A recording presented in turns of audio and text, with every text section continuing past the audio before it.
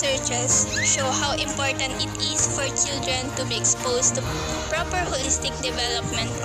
Child development starts as early as infancy, and their early experiences have a great effect on their future physical, emotional, and social development.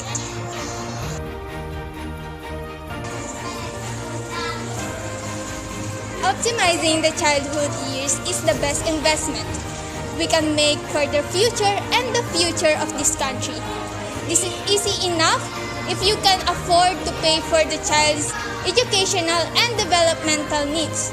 But what if you can't? This is the problem facing thousands and thousands of families across the Philippines. Fortunately, there is a solution.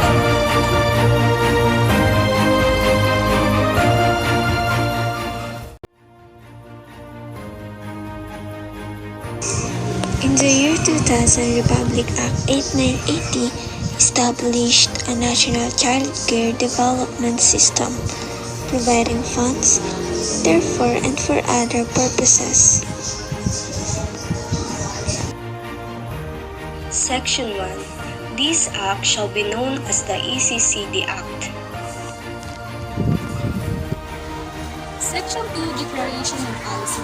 We hereby declare the policy of the state to promote the right of children to survival and development and special protection with full recognition to the nature of the children and its special needs, and to support parents and their roles as the primary caregivers and as their children's first teachers.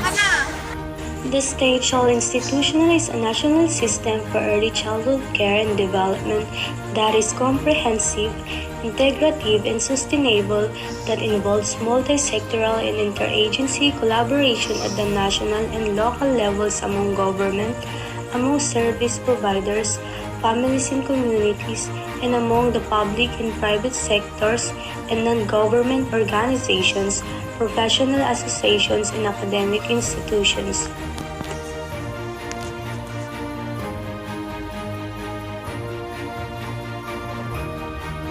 National ECCD system or Early Childhood Care and Development System shall refer to full range of health, nutrition, early education, and social services development programs that provide for the basic holistic needs of young children from age 0 to 4 years old, and to promote the optimum growth and development.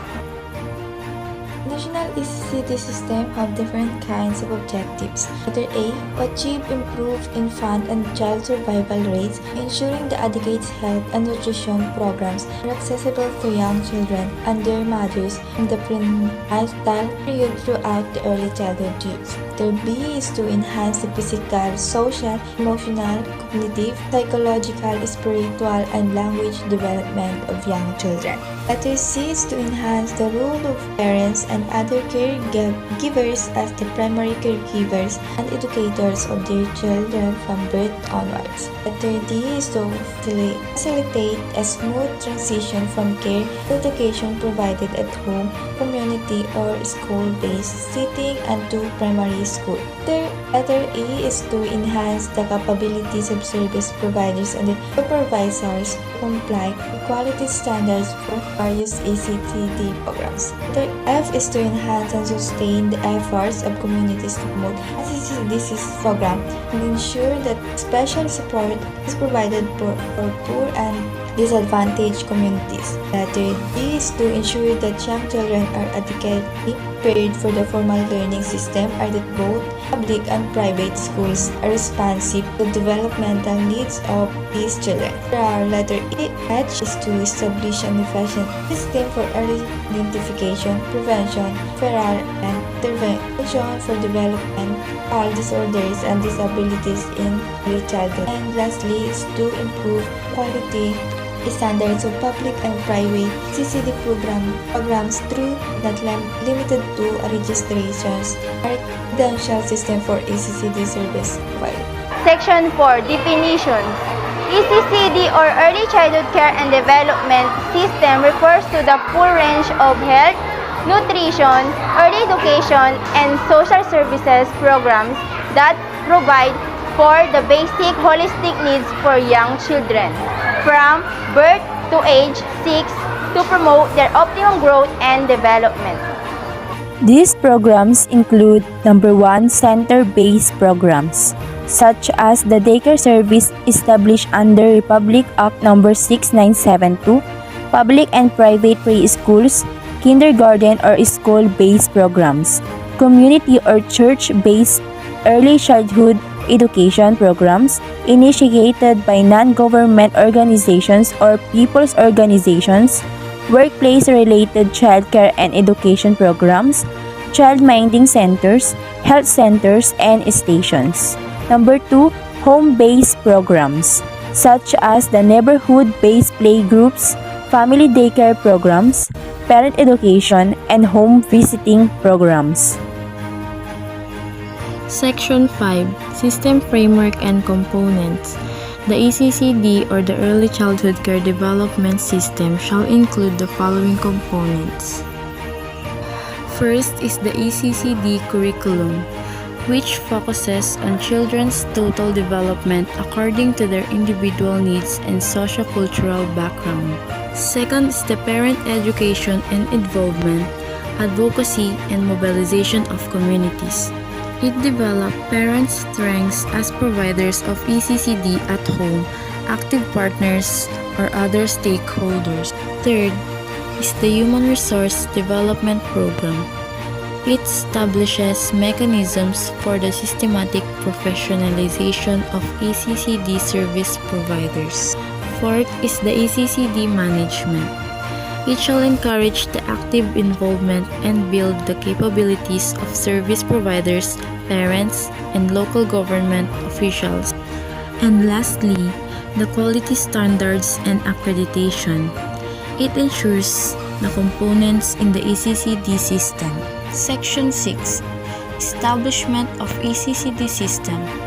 The national ECCD system shall be established in at least 3 regions each year, as may be determined by the National ECCD Coordinating Council, to achieve the national coverage over a 5-year period.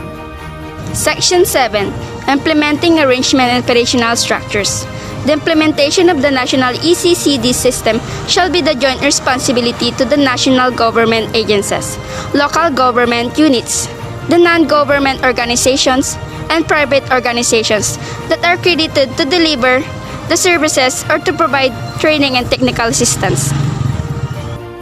The Department of Social Welfare Development, the Department of Education, Culture and Sports, the Department of Health, the Department of Interior and Local Government, the Department of Labor and Employment, the Department of Agriculture, the Department of Justice, the National Economic and Development Authority, and lastly, the National Nutrition Council. With these departments shall jointly prepare annual ECCD for work plans that will coordinate their respective technical assistance and support for the National ECCD program. This section is creation of National Coordinating Council and Coordinating Committees to ensure the sustained interagency and multi-sectoral collaboration from the national, provincial, city or municipal to barangay levels. National Coordinating Council and Coordinating Committees shall be organized.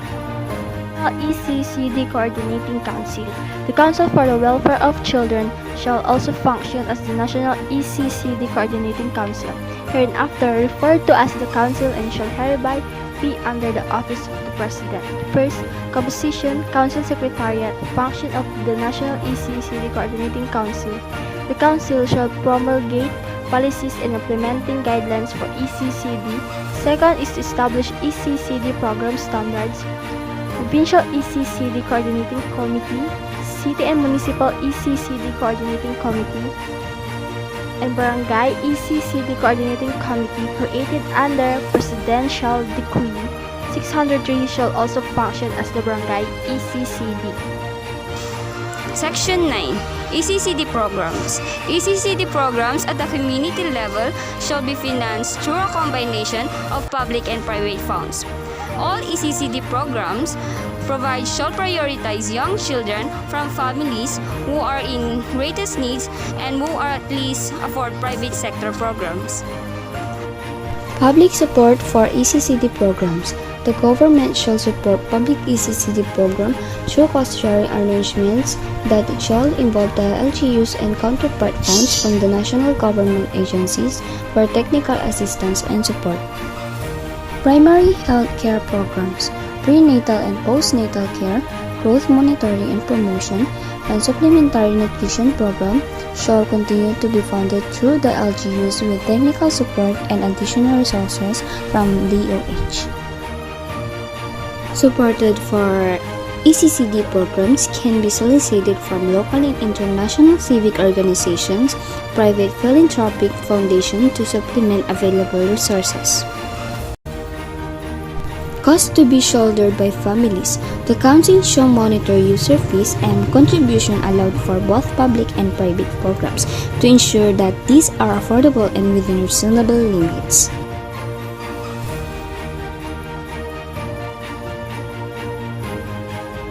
Section 10. Appropriations. The amount needed for the initial implementation of this Act shall be charged against the current year's appropriations of DepEd, DSWD, DOH, and the NNC for the purpose.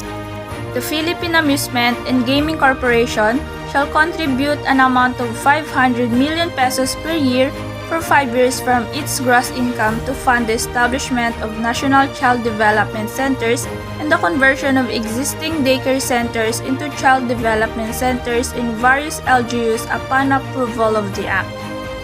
Said amount shall be directly remitted in 4 quarterly installments to a special account of the ECCD Council. Section 11. Annual Report. The Council shall, at the close of each calendar year, submit an annual report to Congress, giving detailed account of its proceedings and accomplishments during the year, making recommendations for the adoption of measures that will improve the national ECCD system. Section 12. Separability Clause. If any provision of this Act is declared unconstitutional, the same shall not affect the validity and effectivity of the other provisions thereof. Section 13. Repealing Clause.